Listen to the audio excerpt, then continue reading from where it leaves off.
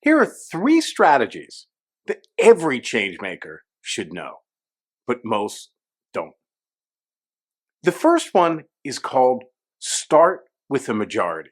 The truth is that the best indicator of what we think and what we do is what the people around us think and do. Majorities don't just rule, they also influence. Another thing that we know from decades of research is that we only need 10 to 20% participation to hit the inflection point that can unlock transformational change. Whether we ever get to that point is highly dependent on that initial group that we start with.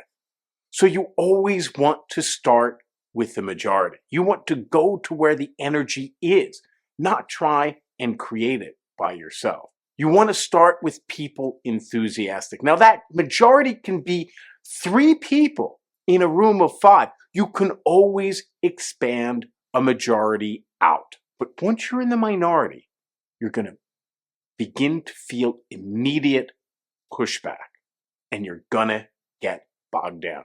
So that's the first strategy. Start with a majority. The second strategy is called prepare for a trigger. Now look, we live in the real world and change isn't always possible. And that can be frustrating. But just because change isn't possible now doesn't mean you're helpless. Often what triggers change is some external event, something you didn't plan or even hope for, but that lowers resistance and opens up a window of opportunity that makes change possible. So what you can do now, long before that window of opportunity opens, is to think about what you want to have prepared. When that moment comes, what do you want to have in place so that you can actually capture that moment and not let it go by? Great example of preparing for a trigger is the Anti-Corruption Action Center in Ukraine, founded in 2012 by Dasha Kaleniuk and Vitaly Shabunin at the height of the Yanukovych regime. Now, at the time, starting an anti-corruption organization was so quixotic it seemed like a joke. Vitaly and Dasha, they wrote a bunch of reports that nobody read, and they designed legislation that would never pass.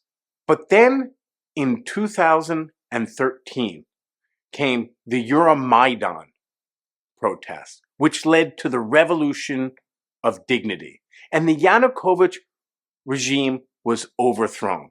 The new government came in and found that the country had been completely looted and now was at war with Russia.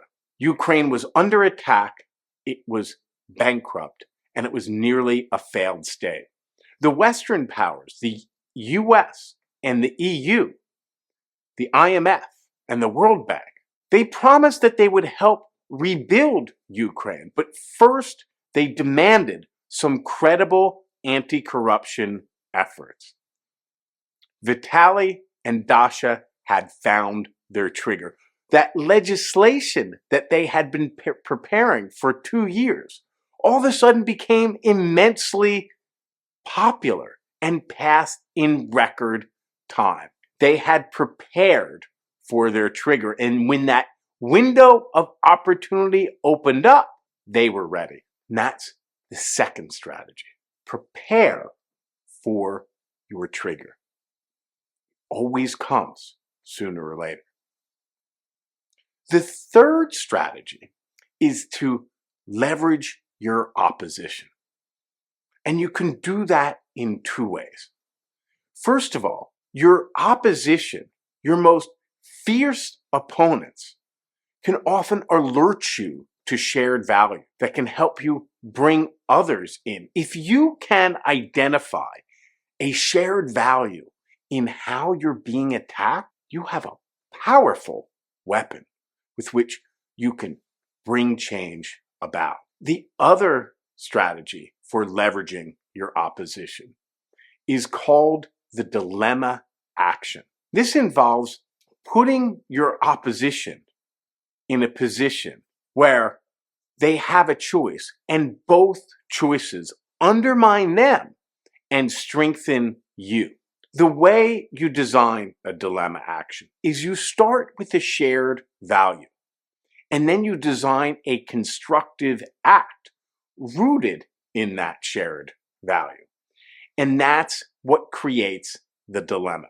They need to either violate that shared value or allow that constructive act to move forward. A great example of a dilemma action was Martin Luther King's Birmingham campaign.